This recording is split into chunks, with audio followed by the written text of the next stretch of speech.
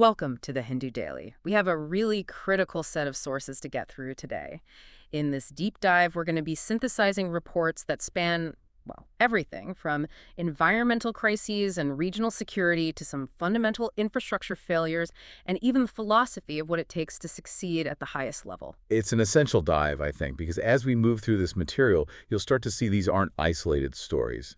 The struggle with toxic air, with contaminated water, geopolitical maneuvering, even the digital integrity of our own democratic processes, they're all connected Connected by what? by these foundational questions of governance, policy integrity, and really the cost of short-term thinking. So let's start with an immediate environmental threat, one to a truly historical natural wonder. We're beginning with the existential threat to the Aravalli Range. And for anyone who needs a refresher, this is arguably the most critical ecosystem in northwest India. I mean, historically, this ancient mountain range acted as this massive natural barrier. It literally stopped the Thar Desert from spreading into the Gangetic Plains. It shaped the geography and, protected all those historical forests. Exactly. But now there's this alarming policy shift. It's more than alarming. It essentially neuters its protected status. The government has declared that any hills in the Aravalli Range with an elevation of less than 100 meters are now exempt from strict anti-mining rules. 100 meters. That feels very specific and maybe a little arbitrary. It is. And when you look at the topography, this isn't some minor exemption. This move opens up, well, roughly 90% of the entire Aravalli Range to potential mining, both legal and illegal. And the consequences of this aren't abstract, are they? They're immediate public health disasters. We are, of course, heading into the annual smog season in the NCR. Right. The source calls it a slow-motion public health tragedy. The estimates are just staggering, something like 34,000 deaths annually just from pollution, and that's in only 10 major cities. And it's not just the air. No, it's not just the air we're breathing. The Central Groundwater Board, their data was horrifying. They found that 13 to 15% of groundwater samples in Delhi had uranium levels beyond what's permissible for human consumption. And if Delhi is that bad, It gets worse.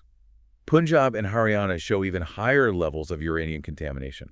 So you're looking at these chronic, debilitating health impacts from the air and the water at the same time. this all points to a clear trend, a sort of systemic weakening of policy over the last decade. We've seen these protections chipped away. Right. You have the Forest Conservation Amendment Act of 2023, the draft EIA from 2020, which tried to dilute public hearings, and the Coastal Regulation Zone notification from 2018. All of them eased rules for construction and industry. And the source draws a direct line from these policy shifts to something else, doesn't it? A very cynical link. It connects these specific changes, easing EIA rules, relaxing coastal norms, to the large corporate donations that were revealed by the electoral bonds data. It forces you to ask whether environmental policy has become, well, transactional. Adding to this whole mess is this rising political trend of pitting environmental protection against local communities. Exactly. You have the Forest Survey of India, for instance, wrongly blaming forest loss on the implementation of the Forest Rights Act, which is just shifting blame onto vulnerable communities. And it's happening with wildlife, too. Yes, the National Tiger Conservation Authority, the NTCA, is calling for the eviction of nearly 65,000 families from tiger reserves. This completely breaches the mandate of the Wildlife Protection Act, which says any relocation has to be voluntary. So given all this, what's the new deal that the sources are calling for? What's the solution? It requires some really decisive action. First, immediately halting massive deforestation projects, like Great Nicobar and Hasdeo Aranya. Second, restoring and empowering bodies like the National Green Tribunal. And finally, tackling air pollution with a regional airshed approach. That requires real cooperative federalism, not these fragmented policy battles. Okay, so let's move from that domestic environmental picture to regional security dynamics and turn to the Indian Ocean. India recently hosted the 7th NSA-level summit of the Colombo Security Conclave, or CSC. Right, this was in 2025, led by NSA Ajit Doval. And it's important to trace the history here. The CSC, it originally began as a trilateral group, just India, Sri Lanka, and the Maldives, back in 2011. But it sputtered out, right? It did, mostly because of political instability, but it was successfully re-engaged in 2020, and this time they were smart. They focused on non-traditional maritime security issues, things like cybersecurity, counterterrorism, and trafficking. things that build trust. And the group has been expanding since then. Definitely. Full membership now includes Mauritius and Bangladesh. And crucially, Seychelles just joined as a full member in 2025. We also saw Malaysia there as a guest participant, which hints at a broader Southeast Asian engagement. So what's the critical challenge for the CSC now? It's all about aligning priorities. For these Indian Ocean nations, you have to understand, maritime security is completely inseparable from their development goals. Their economies depend on it. But here's where it gets really complicated, right? The China factor. India clearly sees China's growing footprint in the Indian Ocean as a major security priority. It does. But the other CSC members, Sri Lanka, Maldives, Bangladesh, they don't necessarily share that urgency. For them, Beijing is a major developmental partner. Yeah. They don't see China as a primary security threat in the same way. So that's the core institutional hurdle. That's it. India is trying to build a security coalition, but the members have a very different view of Beijing. And on top of that, the CSC only operates at the NSA level. It doesn't have a robust institutional framework to keep things going. And domestic politics in these countries can always undermine things. So then why would India encourage expansion, like inviting Malaysia, if the core members aren't even aligned on the China issue? Because the alternative is isolation. India needs to be the central hub for all these other non-traditional security issues: piracy, disaster response, data security. By expanding the circle, you build a larger consensus, even if that consensus is only focused on immediate, shared threats instead of geopolitics. The hope is that institutional resilience eventually leads to deeper alignment. Let's link that idea of governance and infrastructure failure inland now to the Kosi River, which is so tragically nicknamed the River of Sorrow. It just brings back memories of that catastrophic 2008 flood. A flood that affected 3.3 million people. And the river is just incredibly unstable. It's shifted its course, get this, 120 kilometers westward in the last 250 years. 120 kilometers? Why? Primarily because of the immense load of natural sediment it carries down from the Himalayas. And the engineering history around the Kosi is basically a story of ignored warnings, isn't it? It is. Way back in 1951, the GR Garg Committee report explicitly cautioned against the very solution they ended up using: building high embankments. They argue that for a river that carries so much silt, embankments are fundamentally counterproductive. And that leads us to the core technical failure. Exactly. The economist E. Samanathan explains it really clearly. When you artificially contain these silt-heavy rivers, the sediment gets trapped between the embankments. The riverbed constantly rises, often higher than the surrounding plains. So the structure itself becomes an increasingly dangerous ticking time bomb. We've seen it breach again and again, 1963, 1987, and just recently in 2024. Right. And the science makes a necessary distinction here. Bindi W. Pandey notes that embankments might work for influent western Himalayan rivers, which carry less silt. But they're a disaster for affluent eastern Himalayan rivers like the Kosi. You just can't confine that force. So if the science is so clear, why do the political promises of flood control keep winning out? Is it just about securing votes in the short term? That's precisely the tension.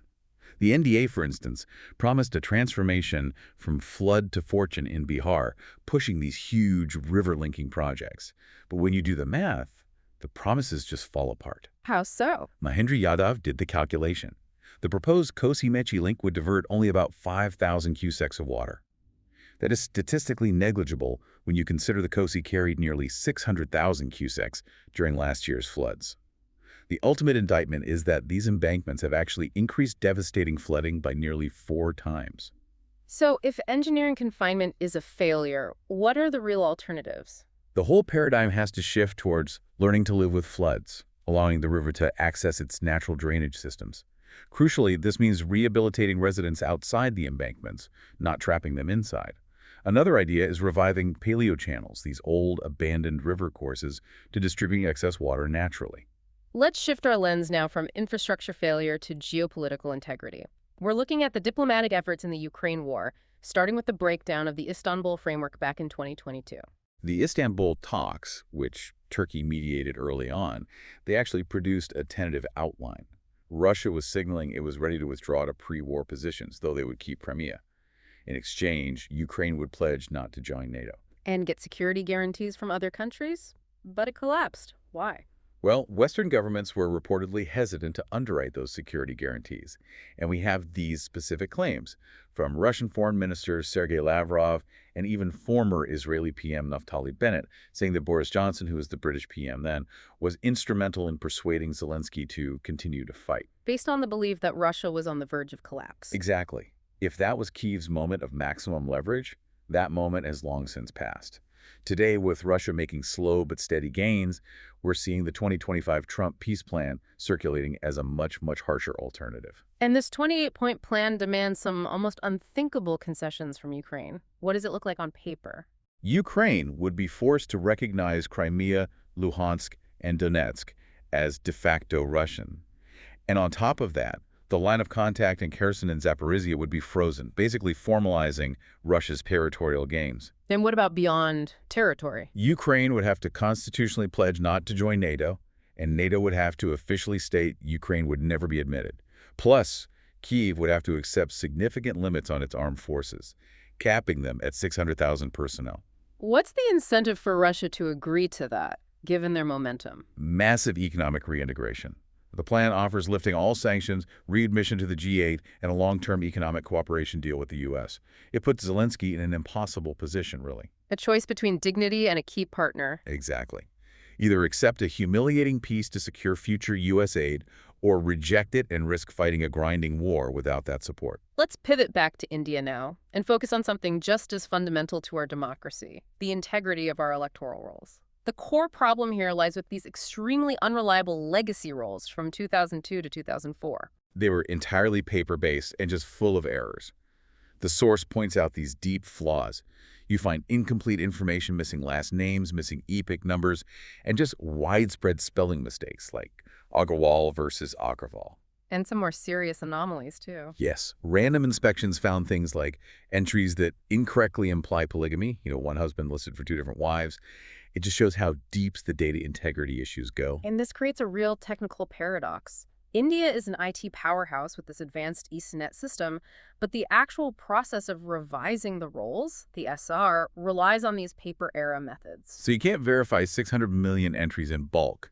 And you see the consequences. The Election Commission's public search interface is often non-functional. The EC even has a disclaimer, basically distancing itself from the data because it's just an archive of what they receive from state officers. So let's break down that process failure. EastNet has all these robust functions like Aadhaar linking and corrections. But the legacy data isn't integrated, so you're stuck in this hugely inefficient loop. Paper forms get filled out by hand, then digitized by often unskilled booth-level officers. The source says that in Uttar Pradesh, over half of the forms are still undigitized. It's a failed paper-to-digital bridge. So what's the path forward? A fully digital revision? A fully digital SRR, maybe by 2026. It requires some foundational steps.